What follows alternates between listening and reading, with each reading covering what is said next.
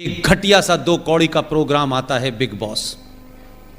उस प्रोग्राम के अंदर किसी एजेंडे के तहत ब्राह्मण लड़कियों को दिखाया गया है और कश्मीर के मुसलमान लड़कों को एक ऐसी अवस्था में दिखाया गया है जो सार्वजनिक तौर पे आप उस प्रोग्राम में देख सकते हैं, लेकिन मैं नहीं कह सकता। किसी एजेंडे के तहत जो काम बॉलीवुड ने शुरू किया था, जिस एजेंडे के तहत गुलशन कुमार की हत्या हुई थी, जिस एजेंडे के तहत हिंदुस्तान की फिल्मों से मंदिर भजन गायब हुए और मौला रे मौला शुरू हो गया, जिस एजेंडे के तहत हर कैरेक्टर में लड़की हिंदू है और लड़का मुसलमान है, हर एजेंडे के तहत इस्लाम को ग्लोरीफाई करने की कोशिश की जा रही है और हिंदुओं को कास्ट और गंदी गंदे तमाम जो चीज़ें, जो पाखंड है, उसको ऐसे दर्शाया जा रहा है कि देखो हिंदू धर्म में कितनी खराबियां हैं। उसी एजेंडे के तहत देश जागृत हुआ है और लोगों ने कंप्लेन करना शुरू कर दी है। एक घटिया सा 2 कौड़ी का प्रोग्राम आता है बिग बॉस। उस प्रोग्राम के अंदर किसी एजेंडे के तहत ब्राह्मण लड़कियों को दिखाया गया है और कश्मीर के मुसलमान लड़कों को एक ऐसी अवस्था में दिखाया गया है जो सार्वजनिक तौर पे आप उस प्रोग्राम में देख सकते हैं, लेकिन मैं नहीं कह सकता।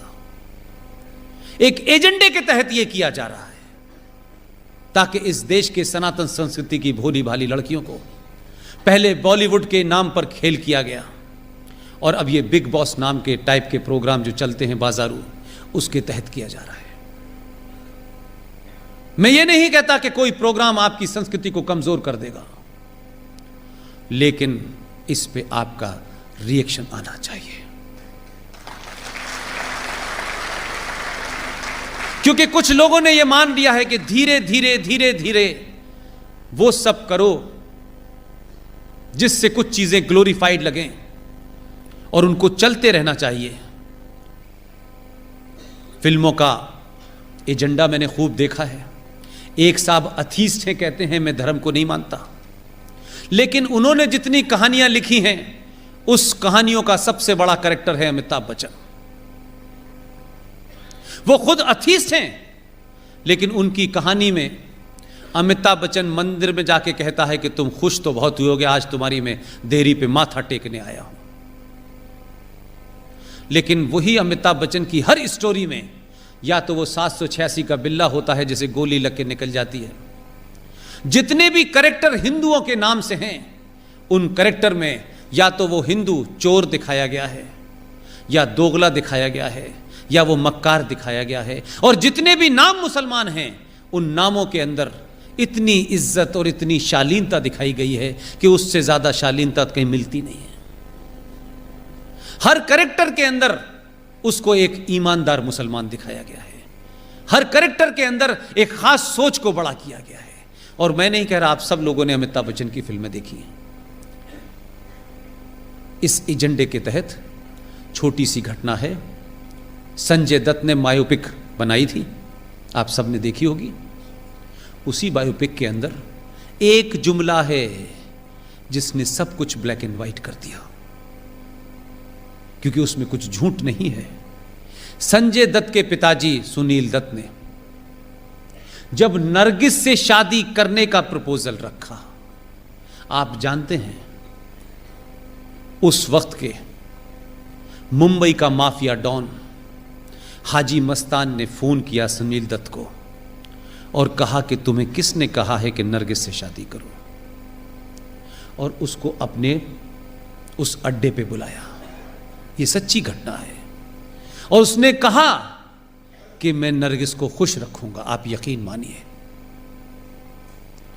इस देश में स्थिति आपकी ये थी कि आप किससे शादी करें, उसके लिए उस मुसलमान अगर माफिया डॉन है तो उसकी भी इजाजत लेनी पड़ेगी।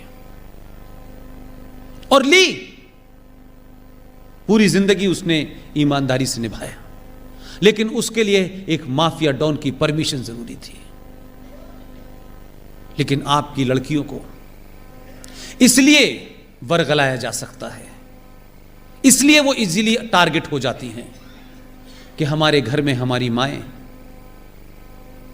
एक एवरेज मां की बात कर रहा हूं, हमारी माएं चमत्कार की खोज में ऐसे ऐसे बाबाओं के यहां चली जाती हैं कि एक बाबा हैं, वो कहते हैं समोसा खाया था, तो वो कहती नहीं, तो उसे चटनी से खाया था, तो उसने कहा खाया था, तो चटनी कौन सी थी, कि लाल रंग की थी, नहीं हरे रंग की थी, तो लाल रंग की खाना सब ठीक हो जाएगा। ऐसे बाबा बहुत घूम रहे हैं। और भारतीय महिलाएं ये कब से चमत्कार में पड़ने लगी।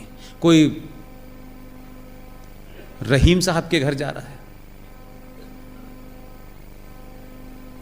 ये अलग अलग बाबाओं ने जो दुकानें चला रखी हैं, इसमें सबसे ज्यादा भारतीय नारी क्यों जा रही है भाई?